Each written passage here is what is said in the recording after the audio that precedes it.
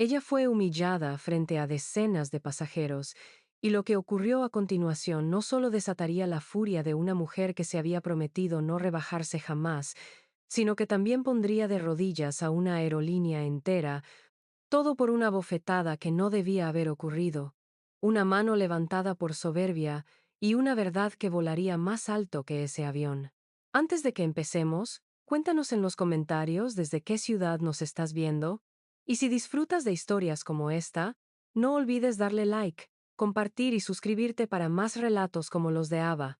Esta no es solo una historia de injusticia, es una historia de identidad, de poder oculto, y de lo que ocurre cuando una mujer negra, elegante y callada, se convierte en el epicentro de una tormenta que nadie vio venir. Desde el momento en que subí al avión, supe que algo no estaba bien, no por algo que alguien dijo, sino por esa energía densa que a veces se instala cuando la gente decide juzgarte antes de escucharte, cuando ven tu piel y no tu historia, y aunque estaba vestida con un conjunto beige de diseñador y mi pasaporte llevaba el apellido de uno de los hombres más poderosos del país, la azafata rubia que estaba en la entrada me miró como si yo fuese un error de sistema. Me limité a sonreír, con esa sonrisa que he practicado desde niña, la que aprendí de mi abuela cuando me dijo: «Nunca les des el placer de verte afectada, hija». Me senté en el asiento dosa. Saqué mi libro de poesía caribeña, cerré los ojos por un momento y respiré, sin saber que minutos después esa misma mujer que apenas me saludó levantaría la mano contra mí, y lo haría delante de todo el avión. No era un mal día, o al menos no había empezado como tal, pero algo en esa pasajera me irritaba sin saber por qué. Quizá era su tranquilidad forzada, o su forma de no mirar a nadie como si estuviera por encima de todos, o ese aura de elegancia sobria que siempre me incomodó. Y cuando me pidió agua por tercera vez con esa voz pausada, tan dulce que parecía condescendiente, algo dentro de mí se quebró. No era solo agua, era lo que representaba, la forma en que algunas personas entran al mundo esperando ser servidas. «Tendrás tu agua cuando sea tu turno», le dije, y noté cómo varios pasajeros nos miraban. Ella no respondió. Solo me miró como si fuera invisible. Fue entonces cuando ocurrió. Ella colocó su copa vacía en mi bandeja sin decir nada. Y algo en mí, quizá el ego, quizá los años de tensiones no resueltas, reaccionó con un movimiento que jamás pensé ejecutar. ¿La abofeteé? Sí. Mi palma chocó contra su mejilla como un latigazo seco. Y el sonido retumbó más fuerte que el motor del avión. Desde la cabina, donde todo debía mantenerse en silencio, escuché un murmullo extraño a través del intercomunicador, una especie de ruido seco, como si algo hubiese caído, seguido de un silencio incómodo y después un murmullo creciente. Pero no fue hasta que una sobrecargo abrió la puerta de emergencia auxiliar y gritó: «Karen». Abofeteó a una pasajera en primera clase, que comprendí que lo que acababa de pasar no era un incidente menor. Pero lo que nadie, absolutamente nadie sabía aún, ni siquiera Karen, era quién era esa pasajera, ni su apellido, ni su poder, ni su historia. Porque esa mujer que acababa de ser golpeada en público por una azafata que pensó que podía salirse con la suya, era Liana Moreo. Y el nombre Moreo no es un nombre cualquiera. En la fila 3, un pasajero sacó su teléfono al ver la escena. Tomó una foto. La envió. El mensaje decía: «Urgente. Tu esposa fue golpeada en vuelo 117, la jefa de cabina». Sí, la golpeó. Y al otro lado del mundo, en un jet privado sobre Dubái, el hombre que recibió ese mensaje, dueño de la aerolínea, accionista mayoritario, y esposo de Liana, leyó esas palabras y no necesitó más de 2 minutos para activar un protocolo que nadie había usado jamás. Cuando la bofetada se apagó en el aire como un eco invisible, cuando el murmullo de los pasajeros se convirtió en ese silencio denso que siempre antecede a la catástrofe, cuando Karen volvió a mirar su mano como si no creyera que realmente había cruzado ese límite, Liana simplemente giró el rostro con la misma calma que había tenido al abordar, Se acomodó el pendiente que se había torcido por el impacto y respiró profundamente, no para calmarse, sino para confirmar algo que había sospechado desde el instante en que aquella mujer la miró por primera vez con desdén, que la historia que iba a cambiarlo todo ya había comenzado, y ella no tenía que levantar ni un dedo para escribirla. No reaccioné con gritos, ni con insultos, porque aprendí desde pequeña en esa casa de paredes agrietadas en el sur de Haití, donde la dignidad era más cara que el pan, que hay batallas que no se ganan con ruido, sino con silencio. Me toqué la mejilla solo una vez, lo suficiente para dejarle claro a todo el avión que sí, que había sido real, que esa mujer uniformada, respaldada por una aerolínea que llevaba el apellido de mi esposo grabado en cada ala, me había agredido física y simbólicamente frente a todos, como si yo no fuera nadie, como si no tuviera nombre, ni historia, ni poder. Abrí mi bolso, saqué mi teléfono satelital, el que nadie sabe que llevo, el que solo uso cuando hay que romper el protocolo, y marqué un número que no aparece en ninguna guía. Solo dije 3 palabras. Vuelo 117. Nada más. La línea se cortó. Y fue entonces cuando el infierno se desató. No sabía por qué lo había hecho. O tal vez sí. Pero lo que más me desconcertó fue que ella no me gritó, no me reclamó, no me exigió nada. Me miró. Solo me miró con esos ojos negros que no parpadeaban, con una calma que era peor que cualquier insulto, y en ese momento algo en mi pecho empezó a comprimirse. Caminé hacia el galley, tratando de mantener la compostura, sintiendo como todos los ojos del pasillo me seguían, como si el avión entero supiera que acababa de cruzar una línea de la que no podría volver. Cuando entré al área de servicio, una sobrecargo me abordó con el rostro pálido. Karen, susurró, revisa tu tableta. La pantalla de control del vuelo, conectada al sistema interno de la aerolínea, parpadeaba con una notificación que jamás había visto. Un mensaje sin sonido, con una orden directa. Procedimiento 007 activado. Tripulación completa sujeta a reemplazo en tierra. Orden de desembarque automático. Instrucciones siguen. Yo no conocía ese protocolo. Nadie lo conocía. Ni siquiera el capitán. Me giré hacia el capitán mientras los indicadores de navegación seguían su curso normal y le mostré mi pantalla, la misma alerta que le había llegado a él. Una orden sellada con la firma digital de Louis Moreau, fundador y CEO de Aerilux International, el hombre más temido y respetado en toda la industria aérea, un hombre que jamás se comunicaba durante vuelo, salvo por una única razón: crisis interna. La orden era clara: el vuelo continuaría hasta destino, pero la tripulación completa, desde jefes de cabina hasta auxiliares de tierra, quedaba oficialmente revocada de funciones en cuanto el avión tocara pista. La razón no estaba especificada en la orden, pero todos sabíamos por qué, y solo 2 minutos habían pasado desde la bofetada. A veces cierro los ojos y me veo en aquella vieja cocina con mi madre, cuando apenas tenía 12 años, y ella regresaba de limpiar casas ajenas con los dedos agrietados por el cloro, y la voz temblorosa de agotamiento me decía, con cada centavo guardado bajo el colchón: no eres lo que el mundo cree que eres.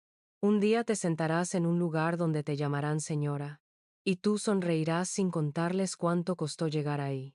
Hoy, ese día había llegado, y nadie, ni siquiera una azafata malcriada con aires de reina, me quitaría ese lugar. En la clase ejecutiva, un pasajero frecuente reconoció el apellido en la pantalla del mensaje y susurró: Moreau. ¿No es el dueño de esta línea aérea? Liana no respondió. Solo cerró su bolso. Mientras tanto, en tierra firme, en el aeropuerto de destino, una fila entera de agentes de seguridad uniformados ya se alineaba junto a la puerta de desembarque, esperando a la tripulación.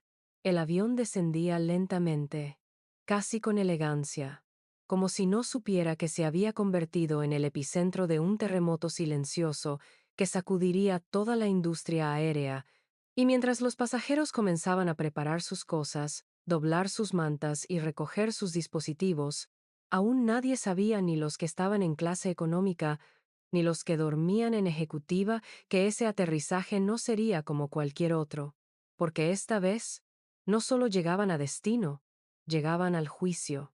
No miré por la ventana cuando las ruedas tocaron pista, no porque no sintiera el peso del momento, sino porque en ese instante no quería ver nada afuera. Quería recordar lo que había sentido adentro, esa mezcla exacta entre furia contenida y justicia inminente, esa sensación poderosa y extraña que ocurre solo cuando sabes que no tienes que gritar para ser escuchada, porque el mundo ya está escuchando por ti. Tomé mi bolso con calma. Me puse mis lentes oscuros como lo hacía cuando era abogada en Ginebra, y simplemente esperé. Porque sabía con absoluta certeza que en cuanto la puerta se abriera, el silencio terminaría, y el mundo real entraría. Sabía que algo no iba bien desde que el capitán dejó de responder por intercomunicador, desde que el sistema de la cabina dejó de mostrar los nombres de los pasajeros y mostró, en cambio, un solo mensaje grande, blanco, sobre fondo rojo. Tripulación obsoleta. Orden de retiro inmediato. Nivel. Ejecutivo. Nunca lo había visto. Ninguno de nosotros lo había visto. Las otras azafatas me miraban, algunas confundidas, otras temblando, y en sus ojos ya no había respeto por mí, ni autoridad, ni jerarquía, solo miedo. El tipo de miedo que solo se siente cuando te das cuenta de que acabas de cruzar una línea frente a la esposa del hombre que controla cada contrato laboral de la empresa. ¿Qué vamos a hacer, Karen?, me susurró una. Y por primera vez en 17 años de carrera, no supe qué responder. A través del parabrisas vi la pista vacía, pero algo me llamó la atención. Los vehículos de embarque no estaban donde siempre, y en su lugar había 3 camionetas negras, sin logo, con vidrios oscuros, y detrás de ellas, un equipo de seguridad con trajes grises perfectamente alineados junto al finger de desembarque. El capitán, que no decía una palabra desde que recibió la segunda orden, simplemente apagó los motores y se reclinó levemente hacia atrás. ¿Tú sabías quién era ella?, le pregunté en voz baja. No, respondió. ¿Y ahora? Ahora lo sabe todo el planeta. Yo estaba filmando. No porque supiera que iba a pasar, sino porque algo me decía que esto era más que un simple malentendido. Cuando vi a la mujer de Dosa levantarse con esa serenidad inquebrantable, entendí que estaba viendo a alguien que ya había ganado sin mover un músculo.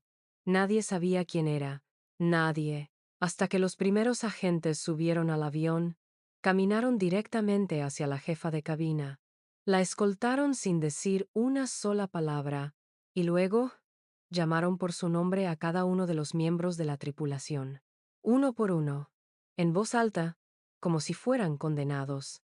Y entonces, el agente que lideraba la operación se giró hacia los pasajeros, sacó un documento sellado y leyó en voz clara.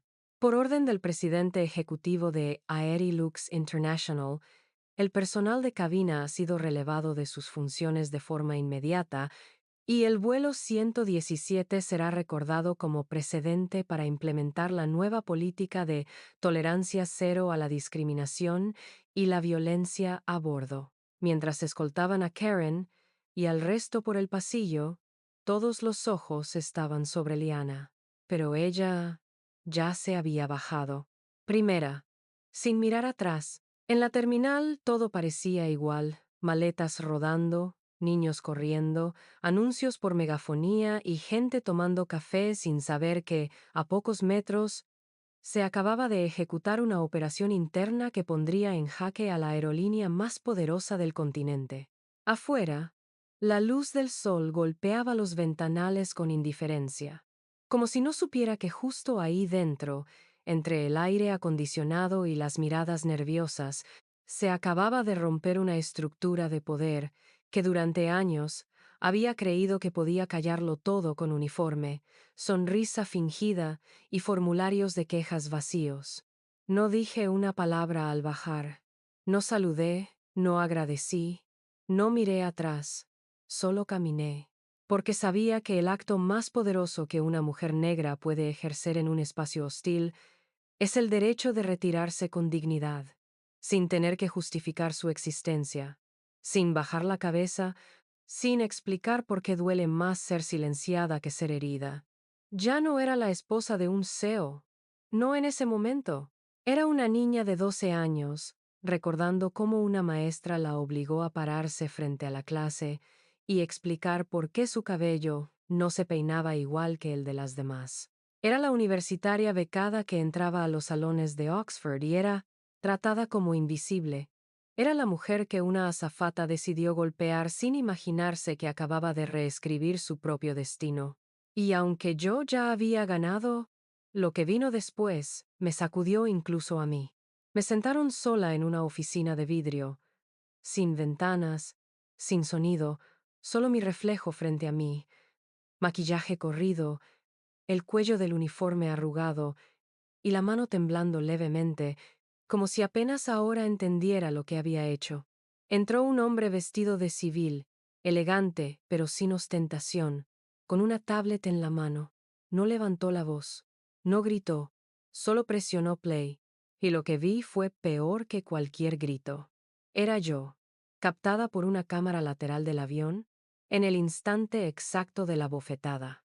Y luego, una segunda grabación, una reunión de hace 6 años, en la que yo, sin saber que se grababa, hablaba con otras azafatas sobre mantener la imagen de primera clase evitando cierto tipo de pasajeras. No sabía que eso estaba registrado.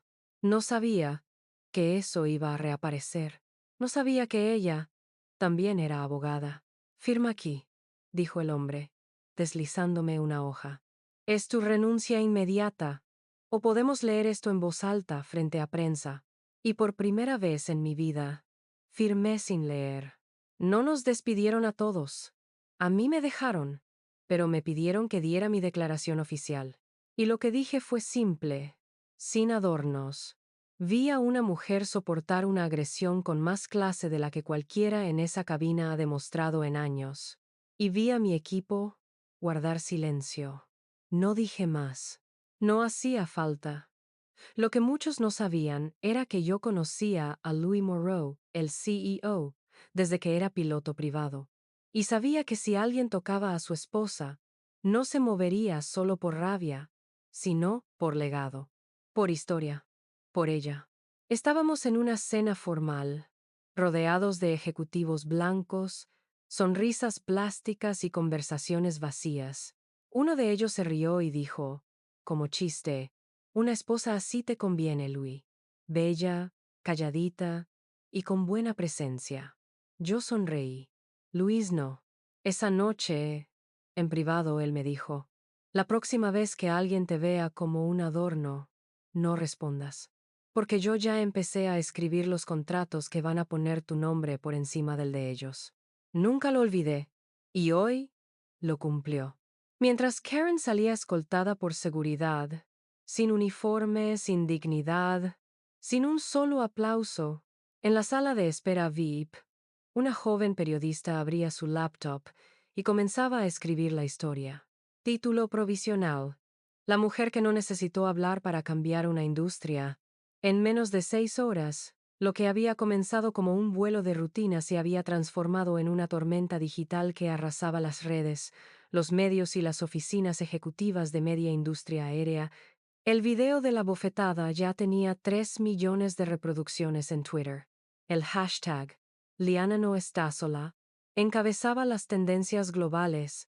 Y lo más sorprendente de todo no era el volumen de apoyo que Liana Moreau recibía, sino el silencio calculado de su esposo, el magnate Louis Moreau, quien aún no había dado ninguna declaración, ni pública, ni interna, como si estuviera esperando algo, como si su siguiente movimiento fuera a ser tan contundente que no necesitara palabras. No hablé con ningún medio, no publiqué ningún comunicado, no subí fotos, ni escribí hilos explicando lo que pasó, porque sentí que el mundo ya había visto lo suficiente, que esta vez no era necesario exponerme más de lo que ya lo había hecho el destino, porque esta no era solo mi historia. Era la historia de muchísimas que habían soportado insultos velados, microagresiones en los pasillos de primera clase, comentarios disfrazados de bromas, y ahora, por primera vez, alguien lo había captado en video, sin filtros, sin distorsión, sin posibilidad de negación. Y aún así, yo sabía que la historia estaba incompleta, que lo verdaderamente fuerte aún no se había contado. Me encerré durante 2 días, sin teléfono, sin prensa, sin nada. No porque me sintiera víctima, sino porque no sabía qué hacer con la versión de mí misma que había quedado expuesta ante el mundo. La Karen que salió en ese video no era una profesional con 2 décadas de experiencia. Era una mujer amargada, reaccionaria, prejuiciosa y captada en HD. Mi carrera se había evaporado con un solo gesto, pero lo que realmente me hizo quebrarme no fue el despido, ni la humillación, ni el escarnio público. Fue recibir un paquete sin remitente, días después, dentro del cual había una única hoja doblada, un correo impreso, viejo, del año 2003. Era una solicitud interna, una aplicación para ser auxiliar de vuelo, firmada por una tal Liana Michel, rechazada por la misma aerolínea donde yo trabajaba, y firmada por mí. Con un comentario al margen, escrito a mano, no proyecta imagen adecuada para primera clase. Yo no hice pública mi reacción porque no era necesaria. El poder verdadero no se grita, se ejecuta. En lugar de subir un tweet, hice algo más preciso. Convoqué a toda la junta directiva, a puerta cerrada, y expuse el protocolo que llevaba guardando desde hacía años. Una política nueva, creada por mí, inspirada por ella, por mi esposa, mucho antes de que nadie la conociera públicamente. La había llamado Iniciativa Liana, una reestructuración total de las líneas internas de comportamiento, selección de personal y protección al pasajero que nunca había activado, porque ella me había pedido paciencia. Pero esta vez no dijo nada, solo se tocó la mejilla. Y eso fue suficiente. Era joven, apenas un becario con traje prestado, cuando conocí a una abogada que me corrigió la gramática en mi primer contrato. Se llamaba Liana Michel. No tenía títulos europeos ni apellido con linaje, pero tenía una mirada que te obligaba a decir la verdad. Fue ella quien me enseñó a no hacer negocios con quienes no saben respetar a una mujer. Fue ella quien me enseñó que no hay cliente más importante que tu propia conciencia. A las 18:00 en punto, Aerilux publicó un comunicado oficial en todos sus canales globales. A partir de hoy, el protocolo Liana entra en vigor. El respeto no es negociable y el silencio nunca más será opción. Pero eso no fue lo que hizo temblar a la competencia. Fue el anuncio final, y la nueva presidenta del Comité de Ética Global de la compañía será la Shra Liana Morrow. El anuncio sacudió a la industria como una sacudida eléctrica. Liana Morrow, mujer negra, abogada, víctima de agresión y ahora símbolo de dignidad inquebrantable, se convertía oficialmente en la figura más poderosa de la aerolínea, no por su apellido, no por su esposo, sino por una fuerza que ninguna cámara pudo capturar del todo, su capacidad de mantener la cabeza en alto cuando todo a su alrededor le decía que debía agacharla. En los días siguientes, más de 30 miembros de personal, algunos por denuncia directa, otros por antecedentes ocultos, fueron apartados o sancionados. Pero lo que ocurrió después fue aún más inesperado. Cuando entré a esa sala llena de ejecutivos, asesores, exmilitares y directores de departamentos, todos me miraron como si no supieran exactamente cómo comportarse, como si su código corporativo no tuviera instrucciones para lidiar con una mujer como yo. Me senté al frente. Abrí la carpeta sin titubear, y antes de comenzar la agenda, dije algo que no estaba en los documentos. Esto no va de mí. Va de todas aquellas mujeres que tuvieron que tragarse su orgullo para no perder su empleo. Esto va de cada pasajero que fue tratado como carga. Y va, también, de cada empleado honesto que tuvo miedo de alzar la voz. Hoy, esta aerolínea vuela distinto. Desde ahora, quien no vuele con respeto, no vuela con nosotros. Nadie aplaudió. Pero todos supieron que algo real acababa de cambiar. No pedí disculpas públicas. No subí videos llorando. No me victimicé, porque entendí algo mucho peor que el castigo. Entendí lo que es ser irrelevante. Durante años me convencí de que yo era parte del sistema, que yo decidía quién merecía cortesía y quién no. Pero la bofetada que yo di fue el último acto de una cultura podrida que estaba destinada a caer. Meses después, vi a Liana en la televisión, en una entrevista internacional, hablando de liderazgo, hablando de sanar.